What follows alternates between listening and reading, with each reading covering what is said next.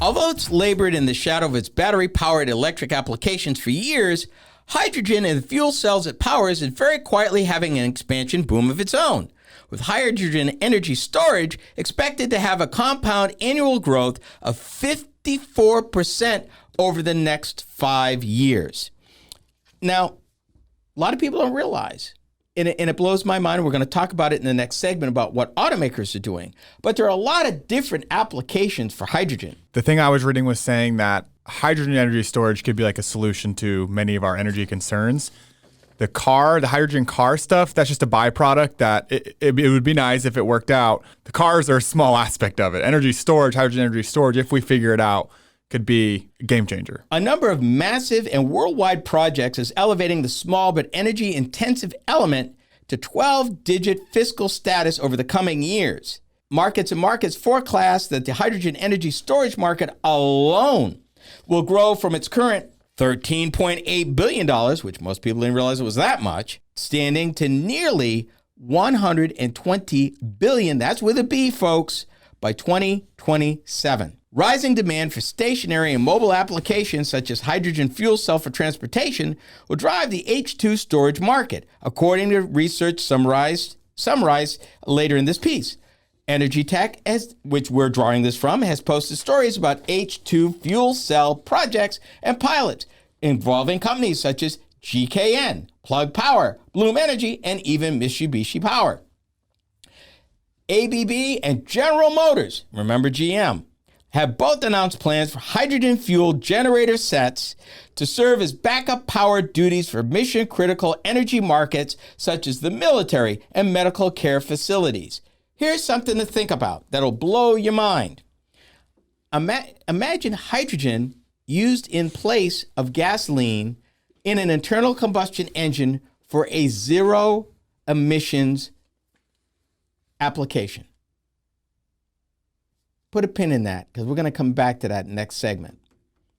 Hydrogen as a fuel. We talked about cargo ships that were going that way, that was going to use hydrogen as a fuel directly, not as a fuel cell, but directly into the existing infrastructure and power structure and energy structure of how they're propelled.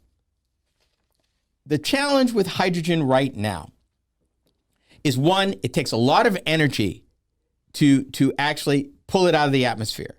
Number two, typically it's methane steam reformation, which means they take natural gas and split atoms in order to get the hydrogen atom from that. So you're carbon heavy. The move now is green hydrogen. We talked about all the colors of hydrogen. I'm not going to drag you through the mud again with that. But green hydrogen basically is using electrolysis in water to create the hydrogen atom, but using the energy to do it either from solar or wind. So basically, you would have a reformation facility near either a wind farm and or a solar farm, and you would use water as your feedstock to create the hydrogen. That would be the most green. Again, it's probably the smallest part of it right now, but it's the one that actually seems to be growing the fastest. As battery storage, I don't think as a vehicle application. The only reason with Toyota, they did that Toyota Mirai and they bet big on that, for at least from what I've read, is they thought batteries were never going to come around as fast as they did. And they lost that bet. They've lost that bet. Actually, hydrogen is not efficient, and it's not going to get more efficient because of the transportation and storage of it. We're a long ways. Actually, let me stop you. As a vehicle. Let me stop you. Maybe not for passenger cars. Yeah. But for over-the-road big trucks? Maybe. It's the answer. Maybe. It's the answer. You can't use batteries for an over-the-road truck. We'll have to have pipelines or some sort of, to store and transport this. A number of companies, and what I learned, the recent Inflation Reduction Act provides a lot of incentives to build out not only vehicle charging, but a hydrogen refueling network. There are a number of independent companies, Nikola for one, that is built. They're building that network. Nikola is very low right now. I don't know why we keep bringing them up. The state of California is also spending that money, as opposed to other private companies that are stepping up and saying, okay, maybe not passenger cars. And we're going to talk about that in the next segment. But for over-the-road trucks, because we can't do the weight, we got to go green. We can't use batteries because in pounds, there's too great a penalty of weight that if I carry the weight of the batteries to even get any kind of real mileage out of the truck, I'm reducing the revenue weight that I can carry, which is a no-brainer. If I can't move the weight, then there's no point in moving the truck. If I can get green without a major weight penalty, and that's where hydrogen is in the fuel cell, then it makes sense. It also makes sense for hydrogen because if I'm a trucking company, I'm going from terminal to terminal. So it's no big deal, since it's my terminals I'm using, to build those refueling structures on my property in my terminals for my trucks. That makes total sense. And finally, Toyota and several other automakers have been testing hydrogen in the port of Long Beach and LA for the last 5 years. They've been using Cummins, Kenworth, and others to do that. This has been happening. They've also been working on battery electrics for those too. And we've said how hard to be. They've been working on battery electrics for over 100 years, but that's another conversation.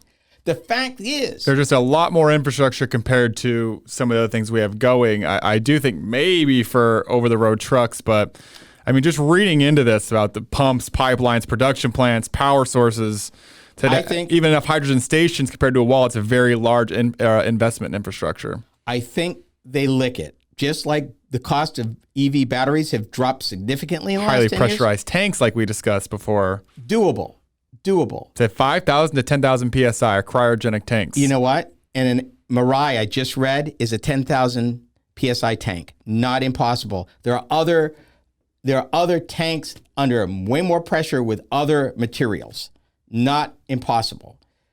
It's a matter of cost, and it's a matter of, do you want to go green? Going green is going to cost money. Absolutely. Yeah, I'm all about it. But I think that's where you got to go. And because it gets down to money again. If you can eliminate the cost of diesel fuel for an over-the-road trucker without a weight penalty, they're all in because it's all profit.